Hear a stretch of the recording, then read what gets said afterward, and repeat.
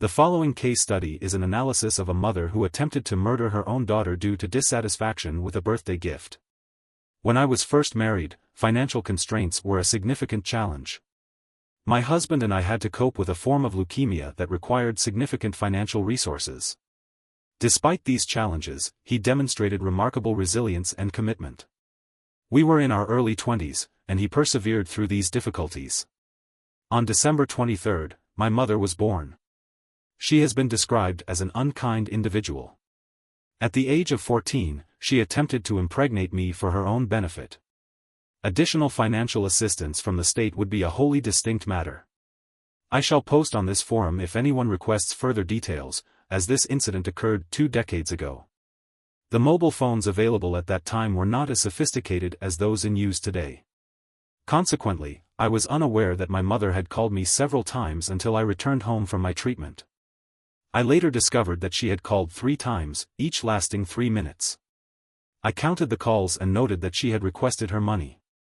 Both of us were perplexed, as she had never previously demanded her birthday money. She demanded $608, an exact amount, but I refused to provide it, stating that we could not afford it. She became enraged and began to scream.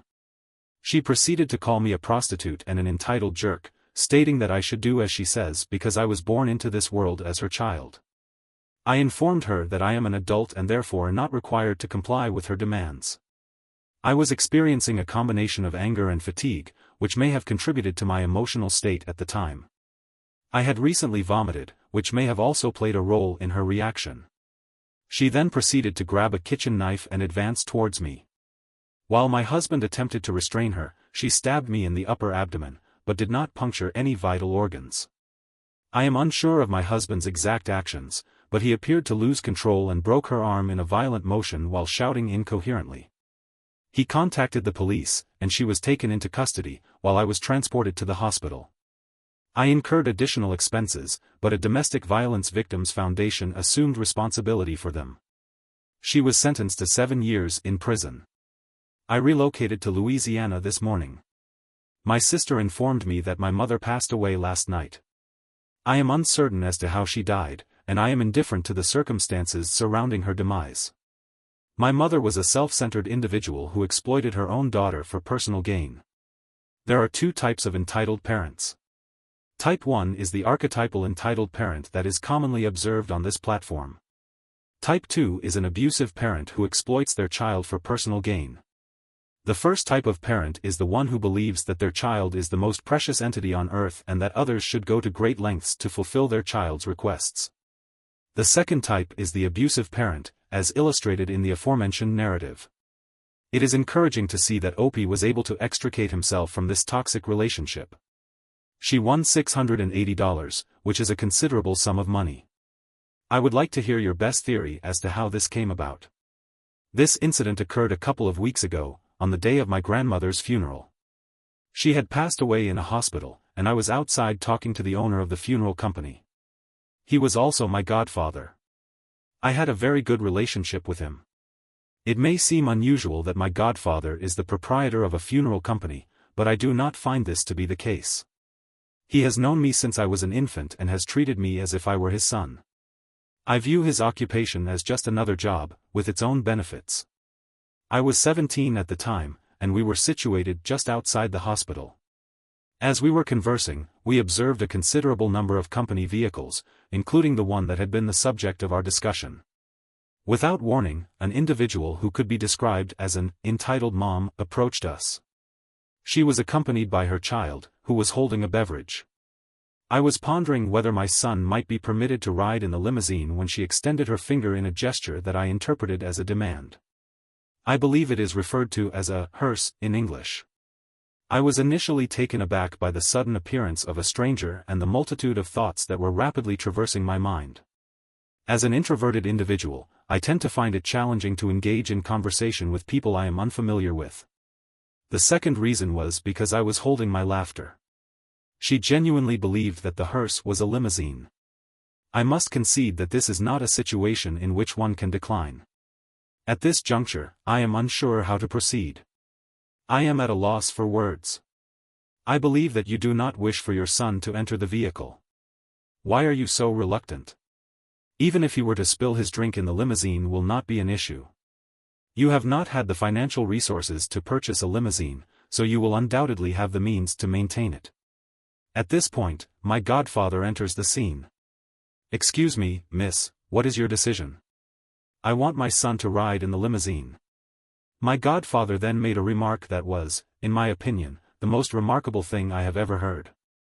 He said, "Oh, my godfather, things are different now." I agreed.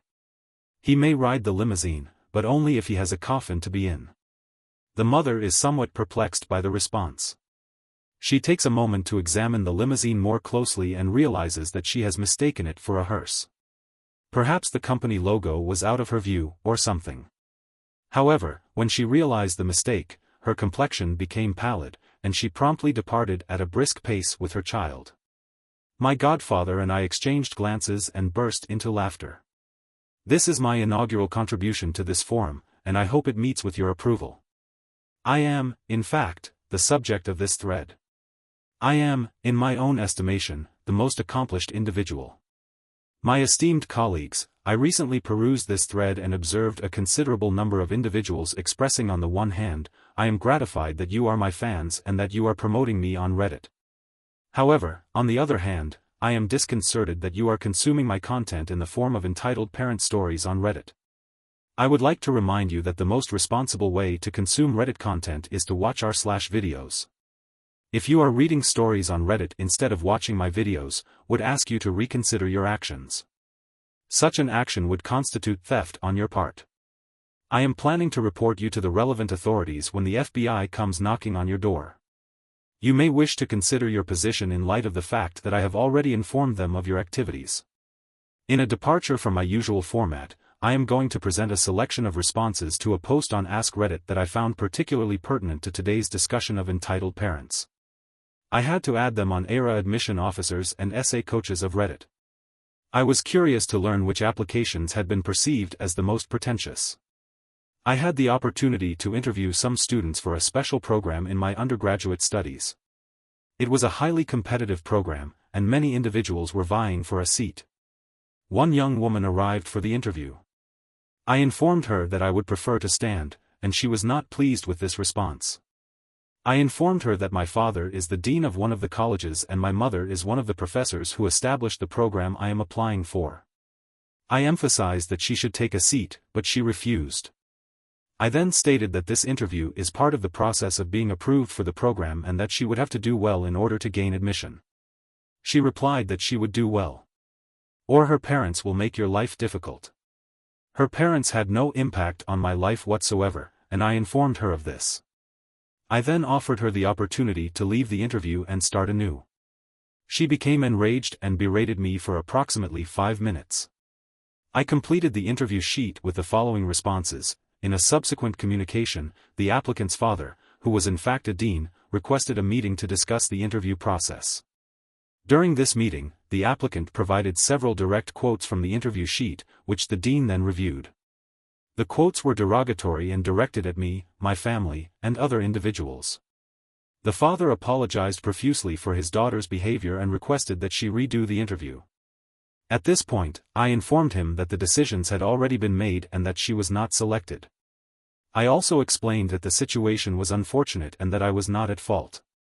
She was indignant, believing herself to be entitled to a different outcome. When the dean summoned the candidate to discuss the decision, he should have informed him that the interview would be brief and that there was no need for the candidate to sit. As a medical school interview coach, I had encountered a range of applicants, some of whom were highly qualified and others who were less prepared.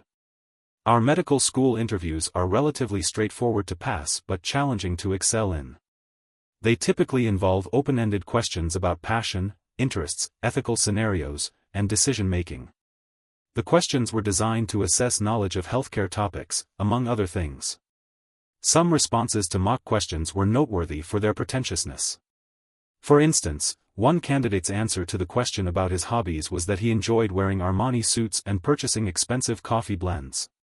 While this answer was not particularly insightful, the candidate's subsequent description of the smooth miss of the beam and his accompanying wet, squelching noises detracted from the quality of his response. Another applicant's father was a successful surgeon, and the applicant argued in his answers that he could emulate his father's success. In my own response, I essentially stated that I already possessed the knowledge and skills required to become a doctor. He was unsuccessful in the entrance examinations on 7 occasions. His father assisted him in securing research editor roles for his curriculum vitae. There were intricate familial dynamics. He would make remarks that were ill-considered and inappropriate, such as, "Once I become a physician, I can purchase and sell you and all of your acquaintances. I only have to pass this challenging examination and interview, and my father will secure me a position in the training program. He will face significant challenges for years." He did not dwell on his frustrations for half an hour about how his sister is treated like a princess and refer to me as a 10. "The time is 12 a.m. Mr. I declined further sessions, citing a desire to talk. However, I was sympathetic to the situation. When his father called to arrange sessions and materials, he was pejorative towards his son. I had trouble hearing him during one of the phone calls due to background noise. Later, I found out that he had called me a tutor during his son's graduation ceremony. He missed his son's graduation. His son's defensive behavior was contextualized when he appeared on stage to receive his diploma, having arranged a booking time with me. I learned that he had not been accepted into bed school 2 years prior. He emailed me only a few weeks ago to request access to my Google Drive to brush up on some things. Indeed, when one responds to a conflict and teamwork question by stating that they are sorry, it is evident that no amount of Microsoft Word documents will alter one's performance. It is my sincere hope that the reference to licking a smooth bean and the accompanying wet squelching noises does not result in the demonetization of this video. I have worked in a variety of for several weeks. I worked at a religious private school and the mission department. My duties included filing applications, which required parents to write a letter about their child and why the school would be a suitable fit. I recall one applicant in particular who wrote 3 pages about his success as a businessman, his ownership of multiple businesses, and his proficiency in the school's main sport. He also included a large check with the last page. However, the letter did not mention the child. Another notable memory is the rejection letter from the principal. It included a subtle implication that bribery was unethical and unacceptable at the school. The letter simply stated, "Let me in." Furthermore, the hall is named after my grandfather, who donated a considerable sum of money. Therefore, the contents of this letter are inconsequential.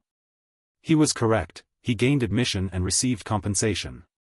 In the wake of the college admission scandal, it is curious that there is a double standard when it comes to financial contributions and admissions. While it is widely regarded as unethical to offer bribes to gain admission to college, it is seemingly acceptable to donate large sums of money to secure one's child a place at an elite institution. I recently had the opportunity to speak with a longtime friend's mother, who is responsible for reviewing applications at an elite college. She shared some insights into the admissions process, including the fact that many applicants hail from privileged backgrounds. One particular essay described a day of shopping and dining at high-end establishments with her parents in the city. The applicant described how, at the end of the day, they came across a homeless person begging on the street. Initially, she bypassed him, motivated by the prospect of monetary or culinary gain. However, upon observing the American flag flying on the next block, she was prompted to reflect on the values and principles that shape our nation. This introspection led her to return and offer the homeless individual the leftovers from her meal. While I have paraphrased the conversation, the concluding remarks are an accurate representation of the sentiments expressed. These words, spoken with a hint of self-satisfaction, resonated with my friend and me, reminding us of the fundamental tenets that guide our society. This interaction, though brief, exemplifies the essence of generosity in the spirit of giving. It also underscores the importance of recognizing the fundamental values that shape our nation and the impact they have on our actions. The individual in question is presumably 18 years of age, and I was astonished to learn that after 18 years, this is the most impressive anecdote she could muster regarding her admirable character. While this does not directly address your inquiry, we recently received an email from an individual who had initially been rejected from our most competitive program. The individual expressed regret for not being able to accept our offer. The applicant expressed regret at having to decline our previous offer of a place on the course and indicated that she would be attending the first day of the course very soon. In light of the above, we would be grateful for advice as to whether rejection cards can be used in this context. We would also be interested to learn whether it is possible to reverse an Uno card. Furthermore, we would be grateful for any information as to whether rejection emails can be used to apply for a place at a different university. We would also be grateful for any advice as to whether an application to a university that was not Leicester could be considered obligatory. While I am not an admissions counselor, I was a master's student who assisted a family friend's high schooler in editing her college admission essay. The prompt was to describe the greatest struggle they had experienced that shaped their identity. Her response was that her greatest struggle in life was that she was too academically advanced for her age and not challenged enough. I previously tutored at the university, which occasionally assisted my students with their applications. I consistently advised them to include their post-graduation aspirations and the specific reasons why they wished to attend this institution. One student, who had previously displayed a lack of maturity, wrote in his essay that he was not particularly concerned with the academic aspects. Because his father was prepared to offer him employment upon graduation, the young man selected the universities he was applying to based on their reputations and the social scene. I maintained contact with his sister, who was highly intelligent and studied the same subject as me. I subsequently offered her advice regarding her future career. She made an unannounced appearance in our conversation. She exhibited a noticeable degree of pride and satisfaction when her brother was experiencing a challenging period. This was due to his father informing him that he would not be granted an easy route into a comfortable position and that he would be expected to secure a position outside of that of an admissions officer. I was a member of an admissions committee when I served as faculty at a highly regarded university. One admissions essay in comparison, his act of applying to the law school without consideration of a Palestinian child facing oppression can be seen as an act of bravery in its own right. Similarly, a Palestinian child picking up a stone against illegal occupation and me of writing this essay can be considered comparable. The memory of this incident has not been forgotten. I recently came across an LSAT writing prompt that began with the line, "Hitler had a few good." The content of the ideas expressed is of no consequence, the manner of expression is the sole issue. Furthermore, the prompt in question had no bearing on the content of the original text. This is r/entitled parents, and this is r/entitled puppy bloopers. I require the Ethernet cable, I require it. I require it with great urgency. Come on, you go, no, don't eat the internet. You popper, you, he'll pop it out. You keep up, you delegate.